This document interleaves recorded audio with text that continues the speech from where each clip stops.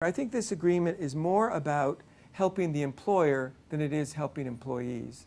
One of the things that you notice on the first page is that the actual contract language has not been agreed to. It's going to be written later on. Here, people are voting on something that they don't even know what's actually going to be the ultimate language that is really going to govern so much of their lives, their working lives at Kaiser. It's more about Kaiser and how to make Kaiser more efficient and how to benefit Kaiser as opposed to how to benefit the workers that work at Kaiser. What SEIU immediately says, oh, don't worry, it doesn't go into effect until 2017. It says the retiree medical plans will be amended 2012.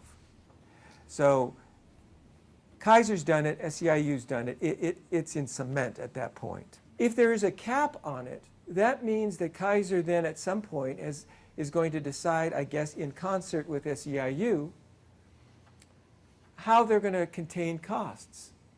And it can only mean higher co-pays, cost sharing and premiums, or reduction in benefits. I think this really is probably one of the most draconian deceptions to workers that I've ever seen.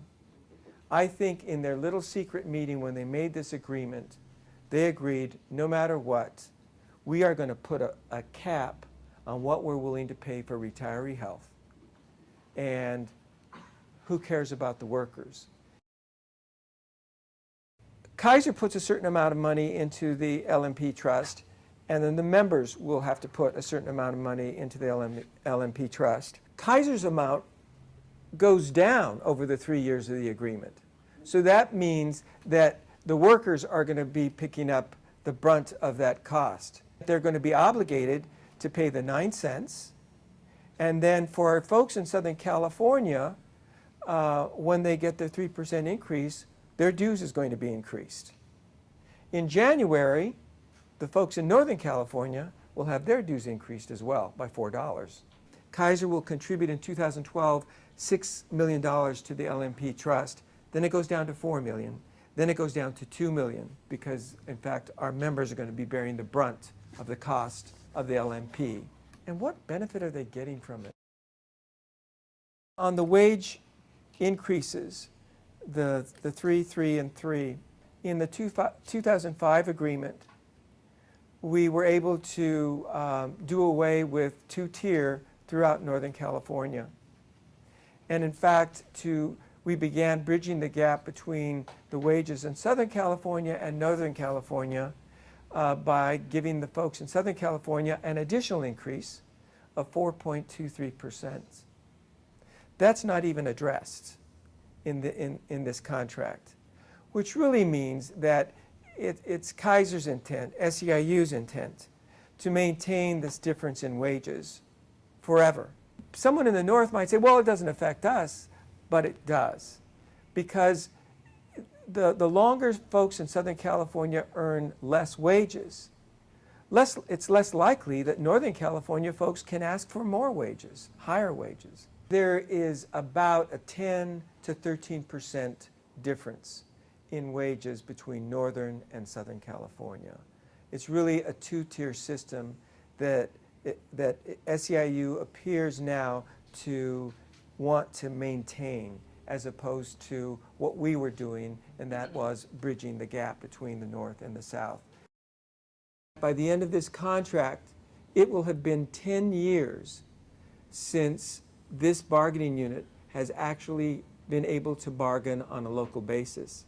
When members want to bargain over changes in their job descriptions, in what's expected of them at work, shift differentials, all kinds of different things that workers want to bring up on a regular basis in bargaining, they will not be able to do it for a full 10 years.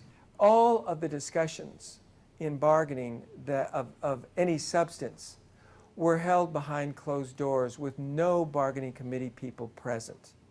So no one knows what promises were made or agreements reached because all of the discussions took place without a member present. I think that so many of our members, both the North and the South, have really been disenfranchised when it comes to having a real say in bargaining. There's going to be peer pressure on folks. Why are you so fat? Why do you drink? Why do you smoke?